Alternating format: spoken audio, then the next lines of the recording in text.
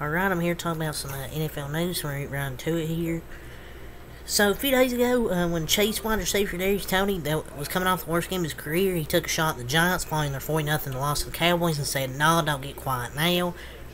And he isn't just going after the hashtag Giants fans, Kadarius Toney isn't. He's going after Pat McAfee? It's getting hard to like Kadarius Toney. It's impossible. Just starting to get hard to like. I understand why people liked him at first, but now he's just kind of a wannabe thug. He said, quote, "You just another goofy. He said, Pat McAfee be talking like he really knows shit. You just another goofy. ... Chill." He put in his Instagram story. Oh, that's ironic. Kadarius Toney talking about one of the greatest punters of all time, and he doesn't know anything? Wow. You would think 3 drops and costing your team a win will teach him a lesson on staying quiet, but no. He makes things even worse for himself. What's this in NBA terms? Or NFL terms? AB, Antonio Brown without the ability. Except he will be near top 5 in his position of all time. Kadarius Toney won't. I don't see how people can stay trying to like this guy. Pat ain't got nothing to worry about though. He won't catch him. I thought the bro was off social media, but I guess he's not. He's like a keyboard warrior.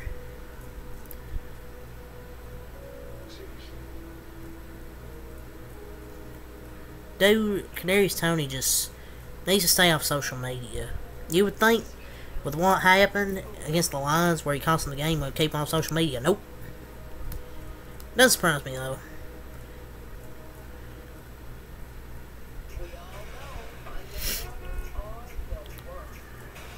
So, remember when Amon-Ra St. Brown done that celebration when he got the first touchdown of the season against the Chiefs?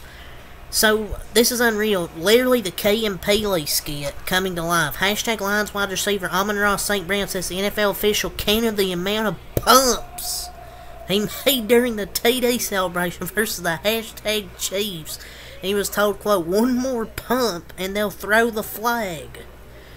And the comments were made on his St. Brown Brothers podcast. That is crazy. The one more pump, he was going to hit a freaking flag. That's kind of funny. But that's kind of no fun league, though. But that's kind of funny, that they didn't throw the flag sooner. But they shouldn't have even thrown one, even if he kept doing it. But that's wild, man.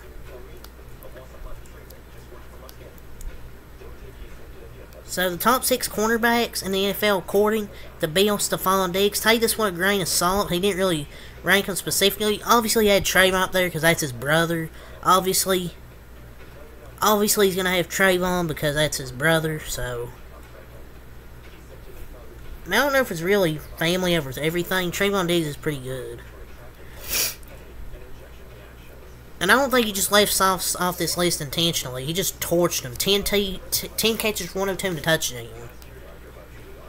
But yeah, the top 6 for him, he didn't put them in order. He said Trayvon Diggs, Darius Slay, Patrick Surtain, Xavier Howard, Jair Alexander, and Marshawn Lattimore.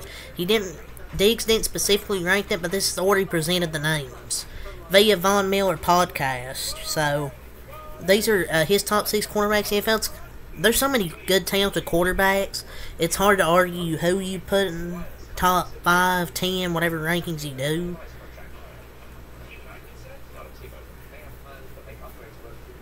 So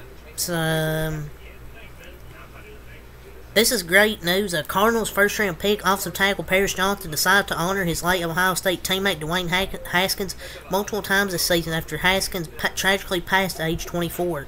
Details, obviously, I talked about this a long time ago when this first came out, how about his death, details that came out. and there's an ongoing lawsuit regarding these allegations when he was drugged, allegedly drugged, robbed, and extorted before being struck by a dump truck while standing on a highway in South Florida. Making an impact on and off the field, you'd love to see it from your rookie first-round pick. Dolphins Hall of Fame QB Dan Marino says he would have, quote, thrown for 6,000 yards if he played in today's NFL via by Kevin Clark. The best part about this is I'm retired and I don't have to prove it. Yes, we throw for 6,000 yards. It'd be a lot of fun. I wish I could. Do you really think Dan Marino would have? I mean, there's strong arguments to be made. He had the most arm talent in history. I mean, my question is about the passing 6,000 yards, because who cares? But how would you win a Super Bowl? My question is how you'd win a Super Bowl in today's game. But Pete Marino was top 3, for sure. It's probably true the offensive play style and defenses have changed over the years, so he probably would, but he's never won a Super Bowl, though. If he did, he'd have to win a Super Bowl. Who gives a shit about the yards? So, update, hashtag Packers running back Aaron Jones is not seen participating in practice Thursday after missing practice on Wednesday with a hamstring injury. Via at Rob Domofsky. Wide receiver Christian Watson is also rehabbing and not participating in practice. Well, Packers are going to be running a JV offense, junior varsity offense, against the Falcons. But the A.J. Dillon fantasy owners, though, going up. Because I don't think Aaron Jones is going to play Sunday. And Christian Watson's probably not going to play either. Watson isn't playing this week. Unless he were to be, upgraded and maybe limited in practice. Maybe they're trying to save him for Sunday against the Falcons. But it's looking like Aaron Jones and Christian Watson are probably not going to play. So, Bills wide receiver Stephon Diggs believes he can be a top 5 quarterback if he switched positions. I mean, it's a completely different position than receiver. Moving backwards and reacting is so different than, moving forward, knowing what route you're going to run. I don't think he'd be a top 5. So the top 10, we'll go over the top 10 NFL receiving leaders through week 1. We went over the sack leaders, now we'll go over receiving leaders. And it was a grain of salt, week 1. But Tyreek Hill at number 1, Justin Jefferson at number 2, Brandon Ayuk at number 3, Puka Nacua and Tutu Atwell 4th and 5th, tied. Chris Olave 6th, Stephon Diggs 7th, Calvin Ridley 8th, Micah Pittman 9th. Around the top 10 in receiving yards through week 1 is Rashid Shaheed. Top 2 is expected, to be honest. I mean, top 2 is kind of expected. But Calvin Ridley's going to be good for the Jaguars. I like his fit on that team. So Stephon Diggs' brother Trayvon reacts to a hashtag Bills employee talking badly behind his back on a hot mic, quote, "Gotta get bro somewhere safe."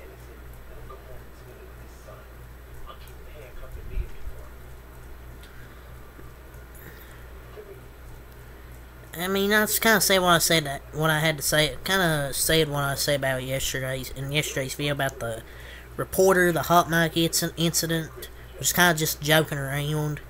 So you can go watch that. Talked about it last night. So, Jared Goff is closing out on the NFL record for consecutive passes without an interception.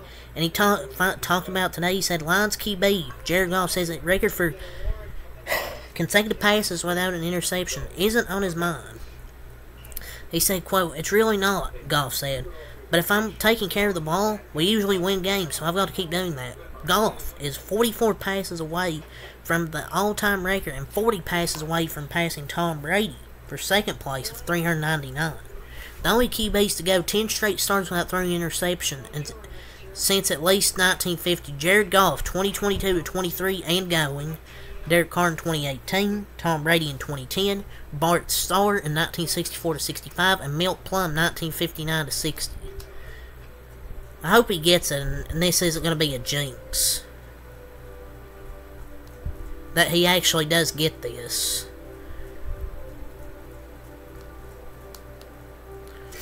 Hopefully he doesn't throw any interceptions, because I'd like to actually see him break that record. I thought that'd be pretty cool.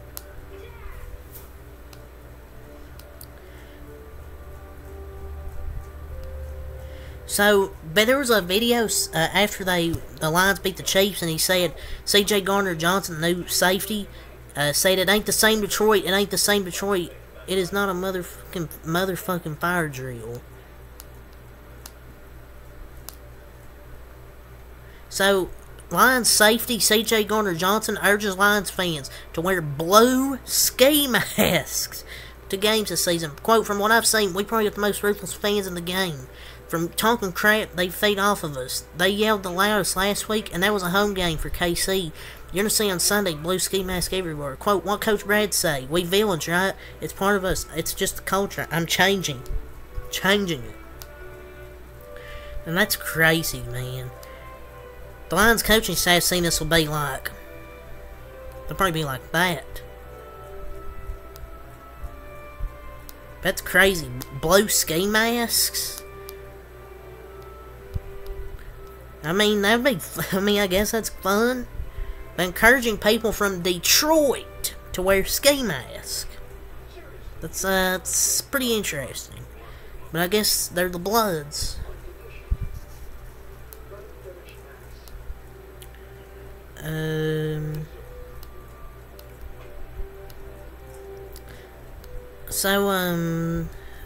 Kadarius Toney, he took blame on the drops against the Lions, saying it's his fault. Quote, that's on me. I told Coach, I told Pat, all the guys, that's on me. I just got to make sure I show it when it's time. I know I could have made the plays. There isn't too much talking with me left. He didn't have to say it was his fault. It's pretty obvious. It was literally all his fault. He's like, it took him a freaking week. That's cap. He'll be on Instagram in under like 24 hours talking again, like he did about Pat McAfee for no reason.